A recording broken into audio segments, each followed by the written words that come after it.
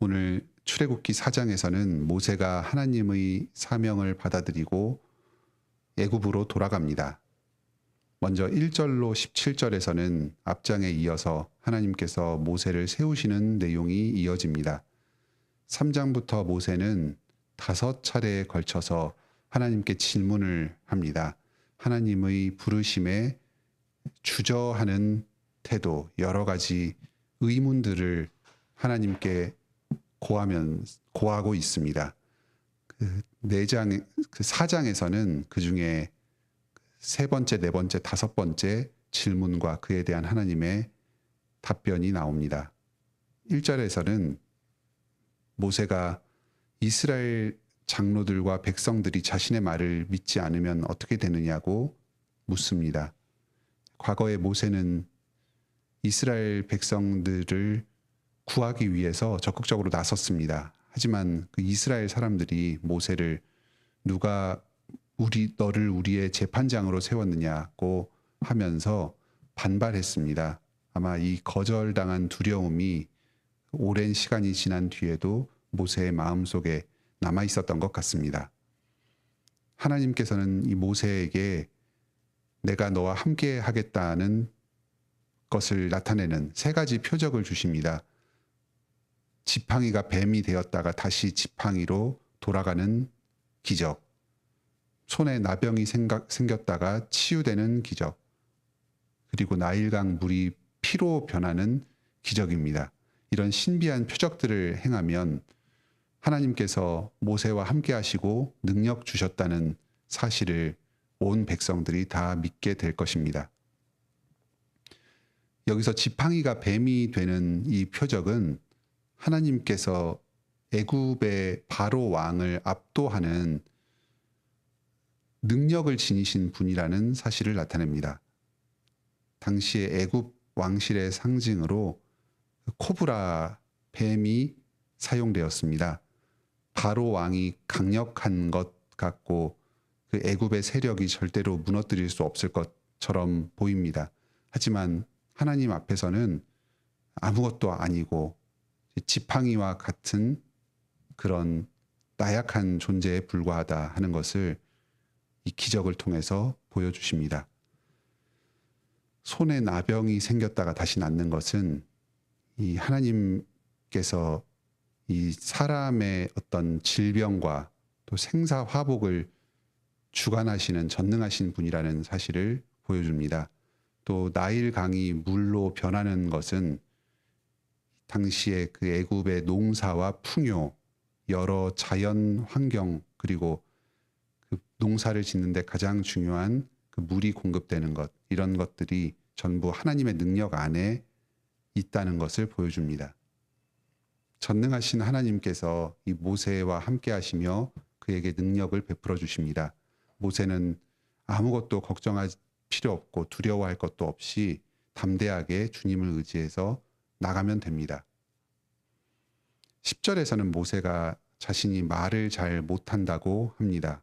민족의 지도자로서 사명을 감당하는데 필요한 어떤 개인적인 자질과 능력이 부족하다고 느끼기도 합니다. 우리 모두는 저마다 이 모세와 같은 생각을 조금씩 가지고 있습니다. 내가 잘 해낼 수 있겠는가? 나의 능력이 부족하지 않은가? 사실 이 객관적인 시각에서 보면 이 모세만한 사람이 없습니다. 어린 시절에 그 왕족으로 입양이 되어서 그 궁정에서 최고의 교육을 받고 자질을 익혀왔습니다. 학문뿐만 아니라 신체적인 능력도 아주 뛰어난 사람으로 성장했습니다. 그 애굽의 상류 사회에 속해 있으면서도 자신의 영예만을 생각한 것이 아니라 자신의 민족을 사랑하고 고통받는 사람들을 긍휼히 여기는 그 좋은 마음이 있었습니다. 또 오랜 기간 동안 광야에서 생활하면서 겸손을 훈련하고 또 그 광야의 여러 지형들과 생존 방법을 익혔습니다. 이런 점에서 이 출애굽의 지도자로서 모세만한 사람이 없는 것처럼 보입니다. 하지만 그 모세 자신은 스스로에 대해서 부족하고 그래서 나설 수가 없다고 생각합니다. 말주변이 부족하다는 생각에 사로잡혀 있습니다. 혹시 모세가 원래 말이 좀 어눌했던 사람 아닌가 짐작하기도 합니다. 하지만 본래 말을 아주 유창하게 잘하는 사람이었다고 하더라도 40년 동안이나 어떤 사회에서 고립되어서 말없이 살아가면 이렇게 속으로 움츠러들고 또 언변이 많이 부족해질 것입니다. 하나님께서는 이 모세의 걱정을 채워주십니다. 사람을 창조하시고 또 언변을 주시는 이 주님께서 친히 능력을 베풀어 주실 것입니다. 그의 입을 붙들어 주셔서 계속해서 그 언변이 향상되게 하시고 또 해야 할 꼭 필요한 말들을 그 입속에 넣어 주실 것입니다. 우리도 사명을 감당할 때에 나의 능력과 자질로 모든 것을 책임져야 한다는 생각을 내려놓읍시다. 하나님께서 나의 능력을 발전시켜 주실 것입니다. 그 필요한 부분을 채워 주실 것입니다. 내가 능력이 부족하거든 부족한 힘을 달라고 부르짖읍시다. 하나님께서 우리의 기도를 들어주시고 그 사명을 감당할 모든 능력을 공급하여 주실 것입니다. 마지막으로 13절에서는 모세가 스스로 보냄받을 만한 사람이 아니다 합니다. 이에 대해서 하나님께서 노하십니다. 지금까지 앞서서 4번이나 모세가 방문할 때에는 일일이 대답하시면서 여러 걱정거리들에 대해서 해결책들을 주셨습니다. 그런데 아직까지도 모세가 계속해서 망설이는 것은 몰라서 어떤 답이 없어서가 아닙니다. 스스로 믿음이 없고 또 자신을 부르신 하나님께 불순종하는 태도인 것입니다. 그래서 하나님께서는 모세에게 진노하시면서 그를 깨우쳐 주십니다. 그런데 이어지는 하나님의 답변은 분노로 혼을 내면서 징계하는 그런 분위기가 아닙니다.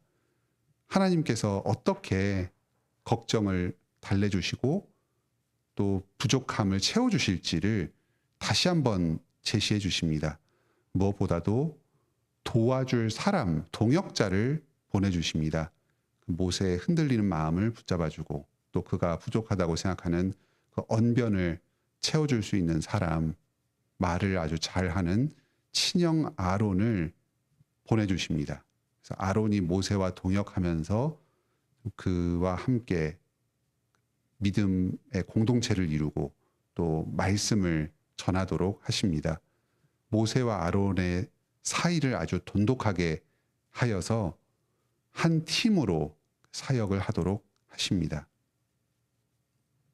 하나님께서 우리에게 사명을 주시고 계속해서 감당할 수 있도록 세워가시는 방식이 이와 같습니다. 우리의 연약함을 오래 참으시며 인내하시면서 온유하게 받아주십니다.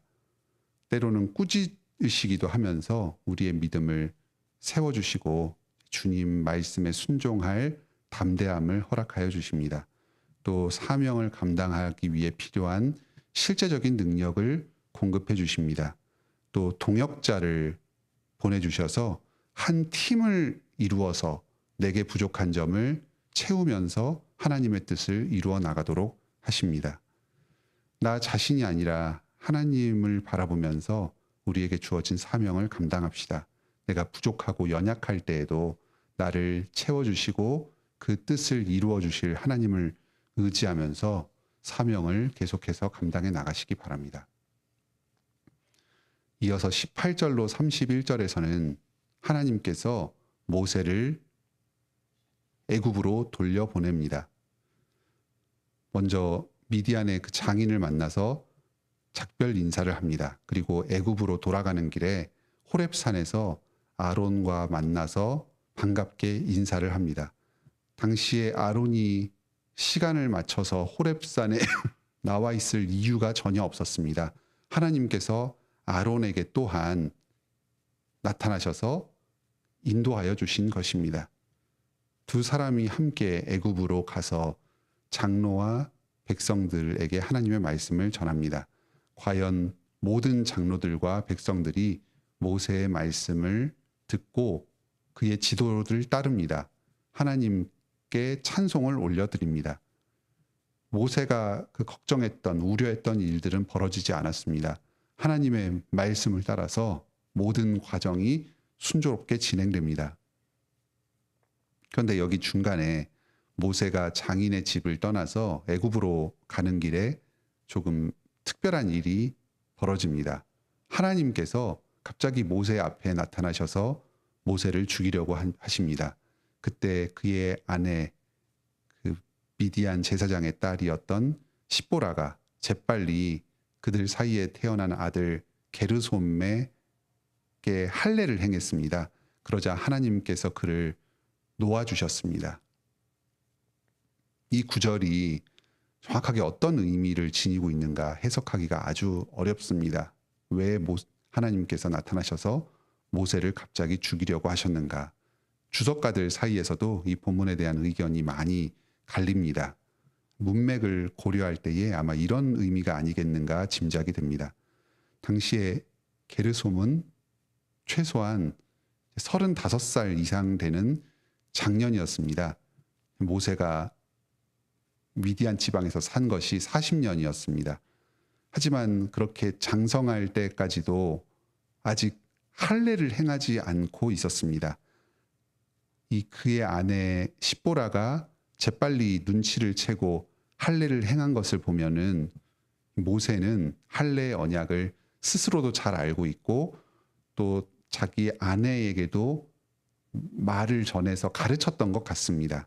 하지만 자기가 알고 있는 그 할례의 언약에 대해서 순종하여서 그대로 행하지는 않고 있었습니다.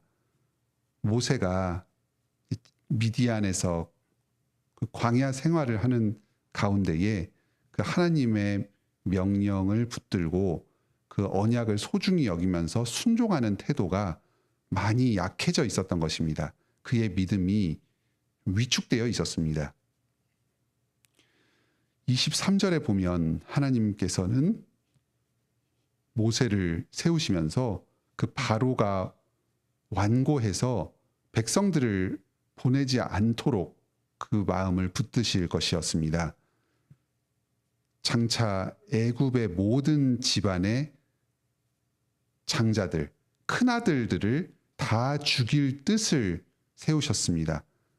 애굽의 마음을 완고하게 해서 그들을 완전히 하나님 앞에서 굴복시키고 하나님의 힘으로 이스라엘 백성들을 구출하고자 하십니다. 이를 통해서 하나님께서 전능하신 분이라는 사실을 온 천하에 드러내도록 하실 것입니다.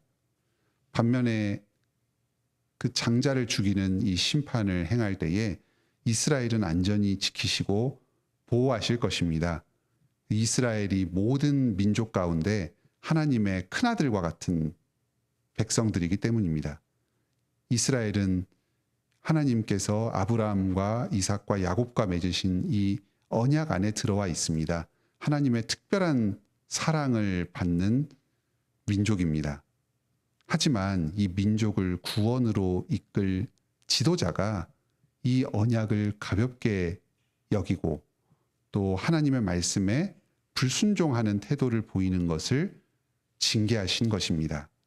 오히려 이방 여인이었던 그 아내 십보라가 하나님의 말씀을 더 잘 알아서 지금 무엇이 문제가 되고 있는지를 알아서 재빨리 순종하였고 남편을 살려주었습니다.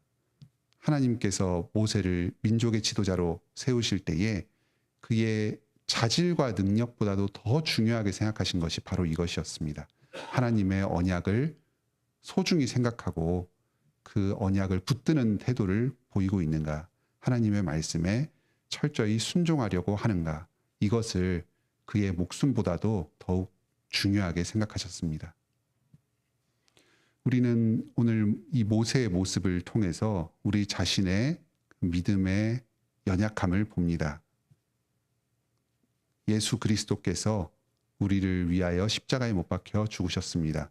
우리를 죄와 사망의 모든 권세에서 해방하여 주셨습니다. 그리고 지금도 하늘 보좌 우편에서 구원의 일을 이루어 나가시면서 우리 각자를 주님의 지체로 사용하여 주십니다. 교회를 이루어서 이 땅 가운데 하나님의 뜻을 이루고 주님의 구원을 완성시키는데 직분자로 사용하여 주십니다. 하지만 우리는 이 주님의 부르심에 응답하여서 주님 말씀 순종하며 살아가는 데에 여전히 부족한 모습을 많이 보이고 있습니다. 주님께서는 때로 우리가 주님 앞에 간구하는 억지스러운 투정과 주저하는 모습도 받아주십니다. 때로는 용기 없는 우리를 꾸짖기도 하시면서 선한 길, 주님의 사명을 감당하는 길로 인도하여 주십니다. 오늘도 그리스도 안에서 부족한 우리를 용납하시면서 세워가시는 이 하나님의 사랑을 깨닫고 감사하시기 바랍니다. 주님께서 공급하여 주시는 힘을 의지하여서 주님 맡겨주신 그 구원의 사명을 행하고 주변 사람들에게 사랑을 행하는 복된 하루를 보내시기 바랍니다. 함께 기도합시다. 하늘에 계신 우리 아버지, 오늘 이 출애굽기 말씀을 통해서 이스라엘에게 행하시는 그 구원의 신실하심을 깨닫게 하여 주시니 감사드립니다. 또 부족한 사람을 주님의 종으로 세워주시고 능력을 베풀어 주시면서 그를 통해서 그 구원의 일을 행하심을 깨닫게 하여 주시니 감사드립니다. 우리가 바로 이 모세와 같이 연약하고 주저하는 자들입니다. 믿음이 없어서 하나님께 불순종하는 자들입니다. 주님께서는 이런 모세를 끝까지 포기하지 않으시고 말씀으로 세워주셨습니다. 또 필요한 능력을 공급하여 주셨습니다. 또 하나님의 말씀에 철저히 순종하도록 교훈을 주셨습니다. 오늘날 저희도 이 말씀을 통해서 깨닫게 하여 주시옵소서. 오직 주님을 의지하여서 주님께서 저희에게 맡겨주신 사명을 신실하게 감당하게 하여 주시옵소서. 이를 통해서 주님께서 이 교회와 또 이 땅 가운데 베푸시는 그 구원의 일에 귀하게 쓰임받게 하여 주시옵소서.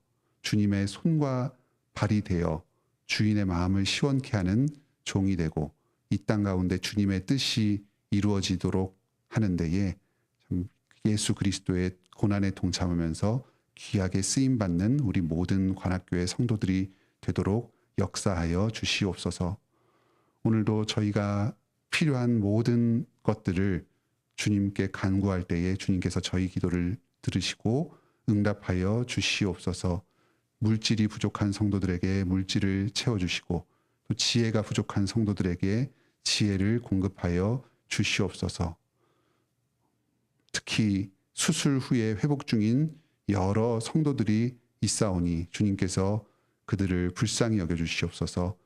생명의 근원 되신 주님께서 치유와 회복의 능력을 공급하여 주셔서 그들이 속히 회복되어서 자신에게 맡겨진 사명을 감당하면서 좀 온전한 몸과 마음으로 주님을 마음껏 경배하고 찬양하며 사랑의 일을 행하게 하여 주시옵소서. 오늘도 각지에서 흩어져서 생활하는 우리 관악교회 모든 성도들 각자를 축복해 주시고 땅끝과도 같은 그 삶의 각 영역에서 주님을 의지하여서 자신의 삶 가운데 복음을 전파하고 예배자로서의 삶을 살아가게 하여 주시옵소서. 예수님의 이름으로 기도드립니다. 아멘. 오늘도 은혜로운 기도의 시간 되시길 바랍니다.